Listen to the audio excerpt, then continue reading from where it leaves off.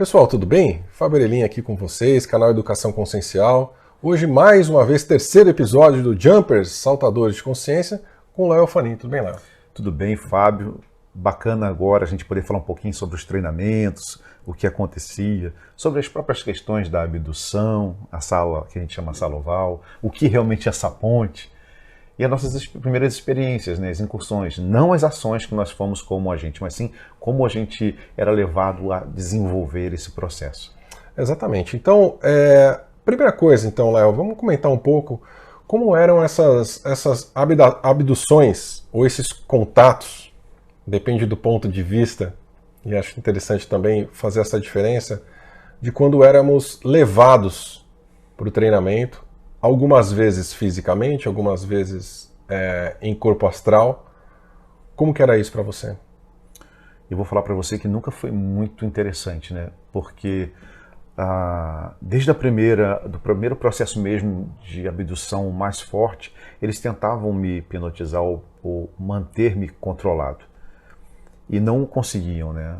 Quando você é levado do corpo físico, é muito difícil, porque você passa por experiência, por experimento. Eles não vão levar você para passar a mão na tua cabeça. Eles não vão levar para você para contar uma história.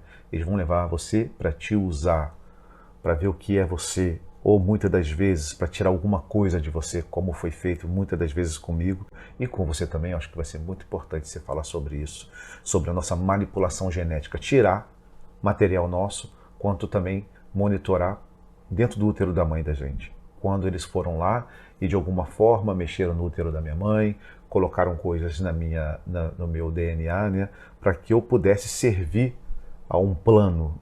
Por isso que a gente foi, de alguma forma, selecionado pela agência. Porque quando a agência vê, lembra da história que a gente fala, desde o princípio, vendo as capacidades, olhar as fractalidades, eles também observam essas pessoas que estão sendo abduzidas com mais frequência. Opa, peraí, tem uma coisa acontecendo. Lembrando que nós não somos seres do planeta Terra, estamos aqui apenas numa experiência. E esse processo de abdução, como a gente já passou junto, já adulto, e eu passei quando a criança e a adolescente, ele acontecia durante o dia, à tarde, à noite. Às vezes eu estava saindo de uma sala da escola, indo para outra sala, eu não aparecia na aula, era muito complicado. Ou quando eu estava saindo para fazer um trabalho, eu ficava fora durante um período, as pessoas não entendiam. E muitas dessas vezes, quando eu retornava machucado, cortado, né? Então, assim, eu parecia com cortes tanto no peito, nos pés, nos braços. Foi retirado material sêmen, né? Num momento que eu já estava dos 17 para os 18 anos. E esse processo da abdução, para mim, no corpo físico, quando eles tentavam realmente me manipular e me desligar e não conseguiam, eles eram um pouco assim sarcásticos. Não é que... Como é que eu vou te explicar? Não é que... É a nossa percepção humana de sarcasmo, né? Porque na verdade eles são neutros e frios. Frios, porque eles sabiam que eu era criança. E naquele momento que eles começaram, que eles me chiparam quando criança, né, que eles me levaram pequeno, me colocaram um chip, que eu tenho até hoje esse chip, eu tenho um chip atrás da orelha esquerda, como tem um no braço esquerdo. Cada um pertence a um grupo, né? Um é o nosso amigo, né, que tem vigiado a gente por conta da nossa entrada aqui na Terra, e esse aqui por conta das ações. E por isso que a sala acaba me pegando e me levando, né, como agente para trabalhar, olhando toda aquela ancestralidade, a fractalidade, como eu contei. Já as abduções que aconteceram na minha adolescência, eu morava numa região que era uma região de uma cidade pequena, e quando eu ia para o meio da mata, ou eu ia buscar lenha, porque a gente tinha fogão a lenha em casa, ou eu ia realmente acampar, que eu gostava muito de estar no meio da mata acampando, isso acontecia e isso me causava um pânico terrível, de me paralisar. E às vezes me tiravam de uma região e jogavam em outra. Às vezes eu estava num local com tudo lá, eu tinha que voltar para buscar tudo. Imagina voltar para buscar aquilo sabendo que você foi levado, né? E querendo ou não, a mesmo corpo, o mesmo ser que me abduzia, depois com o tempo a gente foi entendendo o processo que a gente também usava esse tipo de corpo biológico como saltadores para fazer um trabalho. Então, de alguma forma, eu estava permitindo, outras vezes não, para que esses processos de abduções aconteciam por conta da sala e outras por conta da agência, porque a gente esteve envolvido num problema sério que aconteceu o que a gente contou no SOS, daqueles seres que são os Greys, que começaram a ser manipulados por uma raça reptiliana a partir do comando do Império, da rede Draco, né? Que queria também ter o controle de se comunicar em rede. Basicamente, eu consigo identificar na nossa história de abdução pelo menos 2 tipos, 2 ou mais, tá? Um, relacionados com a agência, e 2, não relacionados com a agência. Dos não relacionados com a agência, eu vejo 2 ramificações. Dos que querem estudar a gente e os contatos, aqueles ao nosso favor, digamos assim. Não sei que coloca favor contra, mas enfim, a gente define contato como abdução com permissão, colocar dessa forma, e a abdução é um rapto, um sequestro, ou seja, eu não estou permitindo, você falou em permissão, mas uma permissão em termos frequenciais, contratuais, Isso. não conscientes, né, são levados sem a permissão explícita e consciente de quem está sendo levado. Né? Então, dentro das minhas memórias, quando eu olho para trás, né, enquanto eu estava vivendo, como eu falei no segundo episódio, enquanto eu estava vivendo aquilo como criança, eu percebia como sonho, como pesadelo, ou como alguma visão que eu colocava na questão da imaginação. Então, algumas vezes eu vi naves no céu e achava que ficava morrendo de medo, ia me esconder e achava que estava imaginando aquilo, e no dia seguinte falava, será que eu vi, será que eu não vi, né? Então, quando olha para trás e vê essa experiência, é interessante, mas enfim. Eu queria focar nas abduções relacionadas com a agência. Então, você chegou a mencionar uma coisa que a gente vai comentar mais para frente, esses corpos biológicos usados pelos agentes. Então, a gente pode colocar na conta da agência abduções feitas por agentes em corpos biológicos como se fossem extraterrestres e abduções de extraterrestres nos seus próprios corpos. Né? A gente consegue identificar esses 2 tipos. Exatamente. O que ocorre hoje com a humanidade, na maioria das vezes, são raptos ou abduções militares. Isso não quer dizer porque eles estão com um corpo parecendo como o Grey, que não é um militar daqui. Porque a agência que trabalha no outro lado, os outros agentes, o que eles querem fazer, né, o que eles querem manipular, eles usam exatamente como nós usamos esses corpos também. Então, muitas das abduções que ocorrem aqui no planeta têm a ver com o governo oculto, tem a ver com o projeto militar interno. E eu sei que é muito difícil para as pessoas quererem entender isso. Ah, não, mas eu tenho certeza que era um ETzinho cinza que me levou. Era sim, porque tinha ali uma consciência zeta, mas também tinha aplicado ali um projeto militar que tem parcerias com essa raça.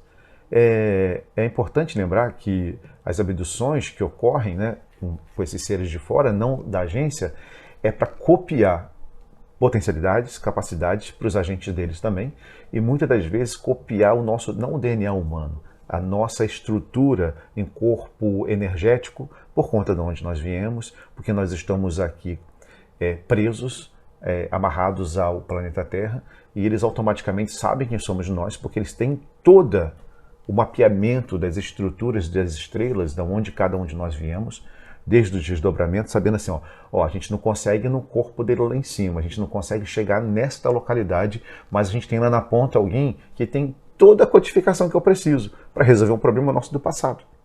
Então, se eu for lá e manifestar o meu DNA dentro do DNA dele, e depois eu pego essa cópia, levo para um laboratório, crio outro como nós, eu tenho aquilo que eu preciso, eu tenho o meu agente, eu tenho o meu corpo. E é assim que muitos desses caras, né, desses seres, estão vindo para cá, dentro de corpos criados. Lembrando que a maioria desses Greys, principalmente os pequenos, eles são realmente corpos e máquinas que são a propriedade desses seres para transitar aqui dentro. E muitos, como eu falei, junto com um grupo militar aqui do planeta que está fazendo abdução em massa. Exato, inclusive no próprio trabalho, muitas das coisas que estamos falando aqui, o Corey Goode falou algumas vezes, desde 2016, né, junto com o David Wilcock, e tem uma questão interessante que essa abdução feita por militares, ou feita por esse governo oculto, muitas vezes algumas memórias são implantadas nessas pessoas também, né, para ter o gatilho do pânico, para parecer aquela abdução violenta, né, que a gente vê muitas vezes relatados em filmes e tudo mais, e a pessoa tem aquela memória, né? Então, se ela faz uma regressão, ela vai acessar aquilo, se é real ou se é holográfico, né? Muitas dessas memórias implantadas, ela vai acessar aquilo. E como você disse, o pânico é um gatilho muito perigoso, que te bloqueia o acesso a outras memórias, e pode ser até um tampão para memórias verdadeiras, para você descobrir realmente o que aconteceu e realmente quem você é, né? Então tem um perigo muito grande nisso e é fundamental que as pessoas saibam disso. Na minha experiência pessoal, eu cheguei a mencionar que eu estaria vivendo de uma forma de consciência, não fisicamente, a terceira vez, né, essa vida. Não que, na verdade, tiveram duas incursões na minha história, esta é a terceira, né, a terceira vida. Então, essas incursões, elas foram feitas porque algumas das capacidades que tem em mim, elas se desenvolveram de uma forma muito aguda e muito cedo dentro da minha vida e eu comecei a causar problema, ou seja, eu comecei a despertar outras pessoas, ter algumas ações mais incisivas fisicamente na Terra. Isso não foi bem visto, então volta-se na linha do tempo, então algumas vezes até na barriga da minha mãe, assim, muito cedo, para que algumas capacidades não aflorassem ou não aflorassem tão rápido, inclusive com mudanças físicas. Sim. Né? E isso é interessante, porque dentro dessas incursões a gente vê um dedinho da agência, mas vê um dedinho também desses outros, vamos colocar, extraterrestres que não fazem parte dessa agência que a gente está comentando, mas também tem um grande interesse que essas potencialidades não se desenvolvam. Né? Que são outras agendas, né? De outras localidades. No caso que a gente sabe da tua experiência, a questão do magnetismo é um grande problema que aconteceu na tua vida. E a gente já foi até fazer uma pesquisa de campo, né, de uma das experiências tua, enquanto encarnado. Mas olha só que interessante.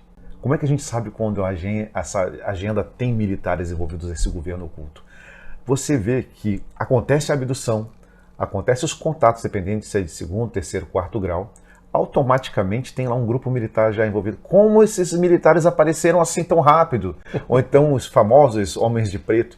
Como que aconteceu? Não dá horas depois, os caras já estão lá monitorando, apagando informações, deturbando informações no jornal ou na mídia.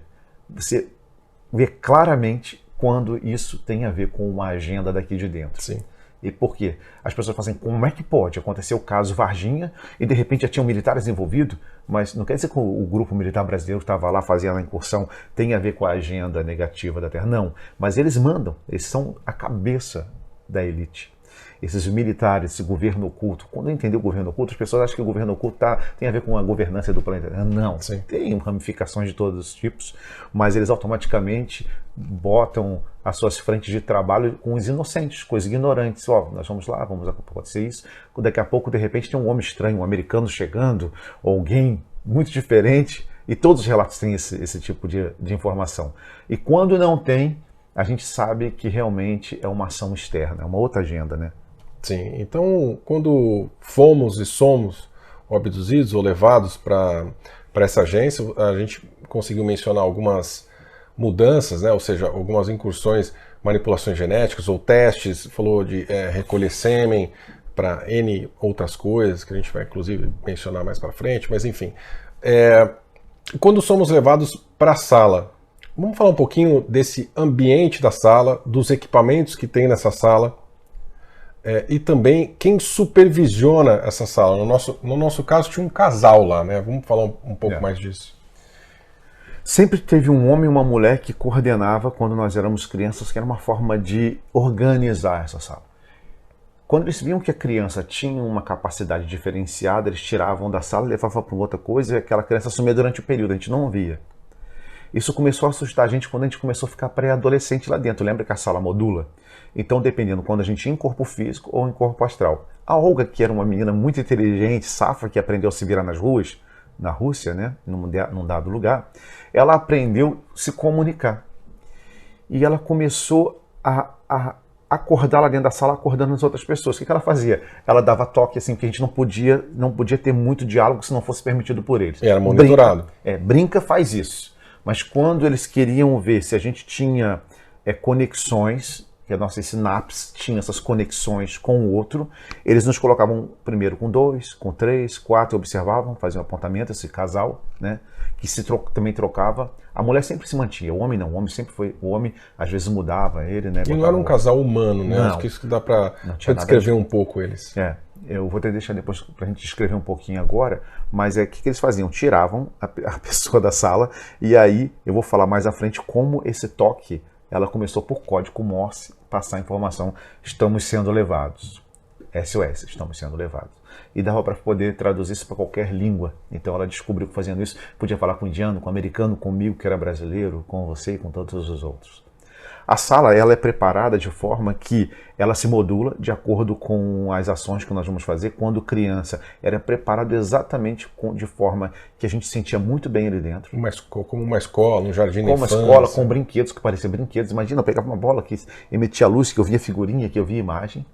Assim como tinha os cubos que também iluminados, eles começavam a flutuar na mão desse jovem e ele conseguia fazer mesmo. Ele era direcionado para fazer equipamentos e armamentos, mas que ele achava que era para um jogo. Dentro dessa sala, numa outra localidade da sala, existem os pódios com os corpos que estão numa certa idade e ficam ali por tempo determinado. Determinado, que em certo momento isso é revisto e é recolocado. Quando você sai da sala, esse corpo ele também é retirado. Eles tiram esse corpo, né?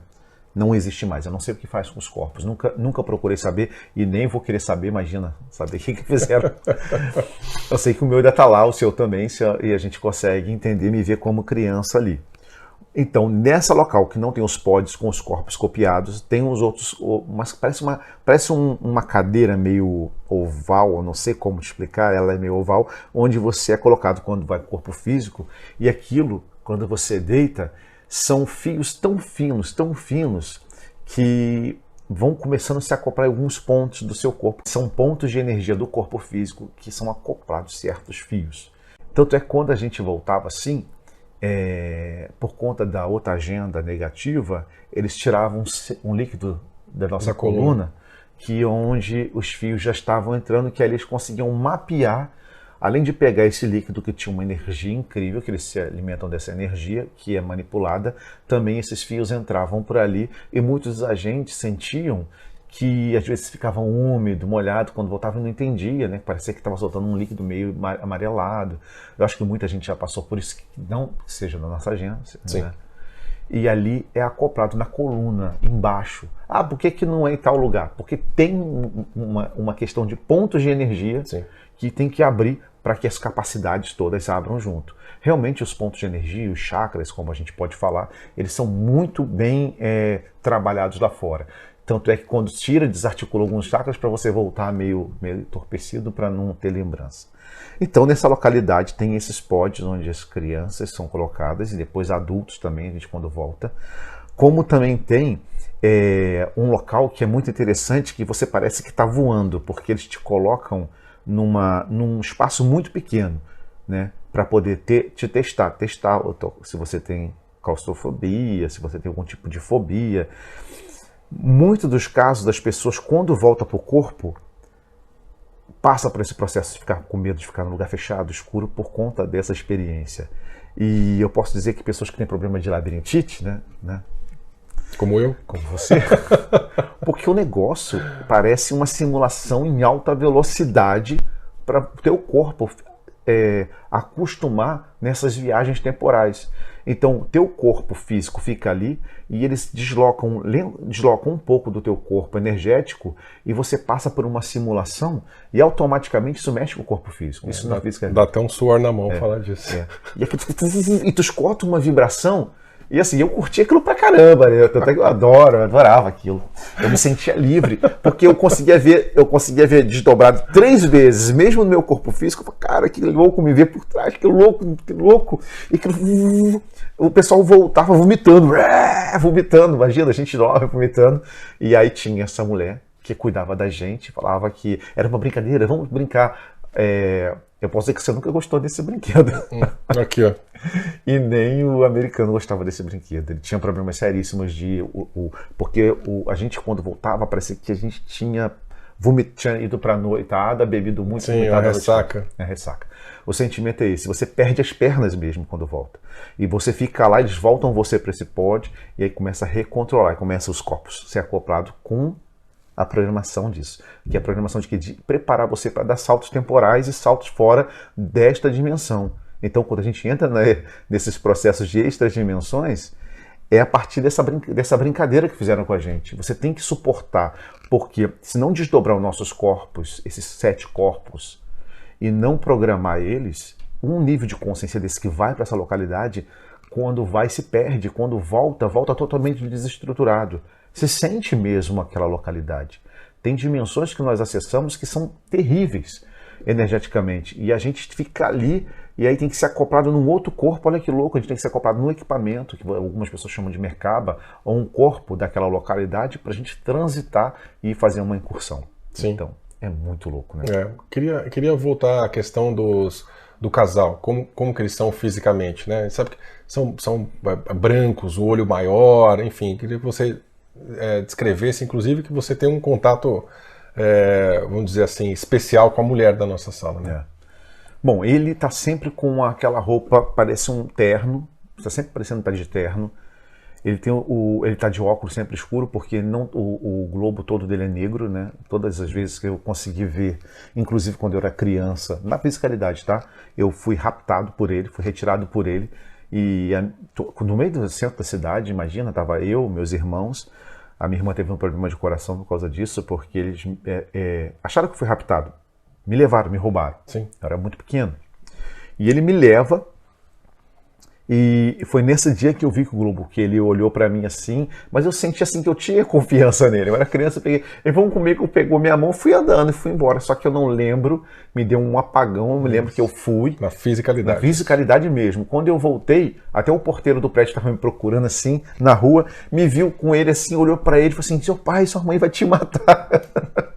Aí ele ouviu assim nas minhas costas, e fez assim, aí o porteiro ficou olhando para ele estranho, ele fez alguma coisa que o porteiro deu uma parada, eu lembro que o porteiro deu uma, sei lá, ficou meio tonto, aí quando eu olhei para trás ele já não estava mais, e eu fui com o porteiro, e foi a forma quando eu vi que ele tinha realmente o globo ocular todo escuro, quando ele levanta o óculos. Ele tem o cabelo quase branco, assim, a pele é muito branca, sabe a pessoa quando tem vitiligo, parece muito com aquilo, é muito branco mesmo. Tanto é que você não, você vê as mãos dele, assim, as unhas, parece que é tudo igual, assim, junto com a pele. Ele é muito alto, né? E é uma pessoa esguia, alta. Não, você não vê um corpo robusto, então, assim, mas ele tem um magnetismo tão forte que as pessoas, quando passam e olham para ele, se afastam, né? Eu vi isso acontecendo quando eu fui levado. Ela não, essa mulher, ela parece tipo uma enfermeira da década de 20 e 30. Aquele cabelo preso, né? Muito bem preso, e ela tem a mesma fisionomia ela não tem essa coisa de sorrir pra gente. Ela fala tudo com a mente, a gente entende perfeitamente, mesmo que são nacionalidades diferentes. Ela fala tanto com o americano, com o indiano, com a russa. Quando ela está falando, ela fala com a mente e é muito direcionado. Ela tem mais ou menos entre 1 metro e... Porque agora eu consigo sacar isso, mais ou menos uns 75, 77 ou 78. Relativamente alta. É um pouquinho mais alta que eu hoje. E... Você acha que é humano, mas não é humano. A pele dela não é tão branca quanto o outro, é muito próximo, mas o olho dela é um pouco maior. É um pouco maior, sabe? A gente consegue ver isso, a diferença. E o legal disso tudo é que ela consegue, na tua mente, parecer que é a tua mãe. Tem horas que ela tocava em mim, quando ela fazia isso quando eu era bebê, que eu parecia que estava vendo minha mãe. Às vezes eu estava vendo a minha irmã, às vezes eu estava vendo uma tia. E ela se apresentava exatamente na minha mente, quando eu começava a ficar mal. A Olga, quando chorava dentro da sala, que a Olga chorava muito, porque ela já tinha perdido a convivência com o pai e com a mãe, né? E foi viver com uma pessoa que acabou... Como é que fala? Ela não foi... Adotando. Não é nem adotada, mas eu nem sei como dizer isso. Ela foi levada para essa pessoa, então você imagina, ela tinha sempre essa perda de referência familiar. Então essa mulher sempre se apresentava para ela como uma forma de... Eu nunca entendi isso, que era uma senhora, que eu acho que tinha a ver com a ancestralidade da família dela, russa. E aí ela ficava ali, aí ela vinha, abraçava a perna, que eu me lembro que ela abraçava a perna dessa mulher, que ela estava sempre perto da gente assim, de mim e da Olga brincando, né? E principalmente quando ela chorava muito, ela falava assim, não chora. E não fala comigo, ela fala com a mente. Ela falava, fala com a mente, mas ela não falava. E assim, ela sempre se portou, se apresentando na hora que nós estávamos emocionalmente abalados, com referência de alguém muito próximo nosso. Muito interessante isso, né? Vamos falar um pouco das primeiras incursões, ou seja, não eram missões, nós ainda estávamos em treinamento. Vamos falar assim, um período trainee, né? Antes de realmente assumir missões, antes de realmente fazer tudo o que a gente vem fazer depois, como que eram essas incursões, esses treinamentos que muitas vezes pareciam brincadeiras ou simulações, mas na verdade já tinha alguma coisa acontecendo ali, né? Tinha. Para mim, que tinha essa coisa dos apontamentos, eu tinha capacidade de ir nas localidades, era muito bacana que eu conseguia... eu achava aquilo incrível. Eu conseguia ver como se eu estivesse vendo em cima das cidades, como se eu estivesse flutuando. Isso para mim era uma percepção... como se eu estivesse muito livre, como se eu fosse um super-herói, porque eu conseguia ver tudo. Eu olhava e ia para aquele lugar. Mas aonde você estava? Era um desdobramento mental? Era desdobramento mental e era incrível, porque eu sabia que o meu corpo estava numa localidade, podia sentir meu corpo, mas automaticamente alguém estava me monitorando e falando assim, olha para tal lugar. E eu conseguia, assim, pô, consegui qualquer lugar. Aí eu ia visitar minha família, às vezes eles deixavam para eu poder ver, porque era uma forma de... Porque se eu ficar só na direção que eles davam, tinha hora que eu travava. Por quê? E às vezes eu ia para lugares que eu não conhecia. Eu fui para o Japão, eu fui para a Austrália, eu fui para a China. Quando eu cheguei, eu me lembro disso, quando eu cheguei na muralha, que eu olhei aquilo tudo, eu falei assim, como eu não tinha conhecimento cultural ainda daquela localidade, eu achava assim, que doido, por que alguém tinha feito aquilo tudo? E eu passava numa velocidade tão grande naquilo, e eles falavam assim, olha quem está ali embaixo, olha o que está aqui embaixo. Era muito estranho, porque eu comecei a ver espíritos que estavam presos na erraticidade naquela localidade, sim, que construíram aquilo, que foram enterrados junto com a pedra, com a terra, morria, já joga o corpo ali, e trazia-se mais escravos para construir aquela muralha. Depois na história a gente descobre que é isso mesmo. Né? E para mim aquilo era terrível, porque eu tive medo daquilo. E aí, para me animar, eu queria ver uns primos, eu queria ver a tia, eles deixavam, eu tava vendo todo mundo de cima, e eu, ao mesmo tempo, me vendo numa linha temporal também ali, brincando, o que me fez me afastar um pouco da minha família enquanto criança. Eu comecei a me tornar um pouco diferente, meio adulto, né? Nas primeiras incursões, uma incursão que foi incrível, que você esteve, quando eu te visitei, que foi a primeira vez que eu fui para São Paulo, que eu entrei na tua casa, não no apartamento que você começou a morar depois, que ficou até agora, mas o outro que você era criança e estava sentado, e o nosso amigo me leva junto, né? Porque ele começou... A agência não sabia dele, tá? Sim. Ele faz as excursões junto e fica, eu tô aqui, ninguém tá vendo, só você. Nem a agência sabia dele, que ele não é dessa localidade, né? Ele tem a ver com essa coabitação. Então ele ficava junto comigo e falou assim, vou te apresentar para você saber que você não tá sozinho. Aí comecei a conhecer a Japinha, conhecer você, conhecer outras pessoas, e quando eu tive isso e que eu pude entender que não eram desencarnados depois de adulto, por conta de uma senhora que era agente da sala, que eram todos encarnados, e que eu estava ali trabalhando, e que não tinha meu mentor espiritual, mas era o Fábio, não vou falar o nome de outras pessoas, mas era a Olga, era o Nandip, né, e tantos outros agentes, e que aquilo foi muito diferente para mim, e que me libertou da métrica religiosa. A visita atrás da Lua, numa das incursões, que até então achava que a Lua... Imagina, a gente quando criança não tem noção que a Lua está parada, ela tem só uma face, né? É. E quando eu vi numa linha temporal estruturas como se fossem acrílicas ou de vidro, eu achei aquilo muito legal, que eu achava que eu era especial. Eu falei assim, poxa, na Lua tem construções, e eu não podia falar isso com as pessoas, né? Mas eu podia viajar. Eu acho também que você tem experiências incríveis, né, para contribuir. As minhas acontecem dessa forma, né? Na época era muita sonho e colocava na conta da imaginação, né? Uma das coisas as coisas que eu comecei a pesquisar quando adultos, que foram me abrindo percepções, e no começo, quando abriam essas percepções, ou seja, aquele famoso, a gente falou, o famoso download, né? A gente tem contato com uma informação e a gente fala assim, mas isso eu já sei disso. Eu já estive nesse lugar. Isso me aconteceu de uma forma mais aguda, novamente, quando o Corey Goode se juntou com o David Wilcock e fez uma série numa televisão online aí, E o Corey começou a falar das experiências dele. E quando ele começava a falar assim, não, mas eu fui para a Lua, me levaram, uma nave me buscou no quintal de casa, à noite me levou e eu entrei por uma fenda e eu vi isso, eu vi aquilo. E, obviamente, que encarnado era a primeira vez que eu estava escutando aquilo. Isso é muito claro. Mas quando eu escutei, eu falei assim, gente, eu já fui aí. Eu já sei disso. Como que eu sei disso se é a primeira vez que eu estou escutando isso aqui? Então, esse processo de despertar e entender que aquilo estava ativando memórias, informações, foi uma coisa relativamente, por um lado, lenta, porque durou alguns anos, mas, por outro lado, foi muito rápido, porque o que são 3, 4, 5 anos perto de toda a nossa encarnação, ou de diversas encarnações e todas as experiências, né? Então, questões da Lua, questões intraterrenas, de cidades e locais dentro da Terra, e não físicos.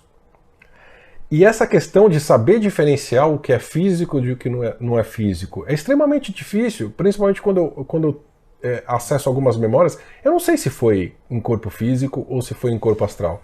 Muitas coisas eu não consigo diferenciar. Eu não posso te falar se eu fui em corpo astral ou corpo físico na Lua, eu não sei. Eu não posso te falar se eu tive em alguma cidade intraterrena em corpo físico e em corpo astral. Eu já posso, dentro de memória. Você teve. Eu tenho certeza que eu tive nas duas situações, físico e extrafísico. Mas lembranças específicas, por exemplo, eu lembro desse local e tudo mais. Eu falo assim, será que foi físico ou será que foi astral? Eu preciso parar e analisar. Porque a minha lembrança, na minha experiência, não separa o que é físico do que não é físico. Precisa ter uma coisa muito fora do comum, vamos dizer assim. Por exemplo, se eu tenho uma lembrança de estar numa lua de Saturno, não foi físico, porque eu não vou na lua de Saturno fisicamente e tudo mais. Agora, intraterreno, lua, muita coisa dentro da Terra, ou em órbita, naves próximas e tudo mais, eu já fico, bom, o que será que aconteceu? E esses treinamentos, essas incursões, né, fazendo com que a gente fosse trainee, vamos dizer assim, estavam nos preparando, como você bem disse, né, muitos exercícios ali dentro da sala para preparar o nosso corpo físico, para preparar o nosso corpo astral, a nossa mente, para coisas que iam acontecer depois. Então, esses passeios que nós fizemos, né, algumas fendas que abrimos, algumas outras coisas que fizemos, estavam nos preparando para as missões que vinham mais à frente. Né? Sim. Pessoal, a gente fica por aqui no terceiro episódio do Jumper Saltadores de Consciência. A gente volta a semana que vem com o quarto episódio, onde falaremos sobre as primeiras missões, finalmente, as primeiras missões desses agentes, nós, inclusive, e vamos dar alguns detalhes muito legais, tenho certeza que vocês vão gostar, tá bom? Até a semana que vem, gente. Tchau, tchau.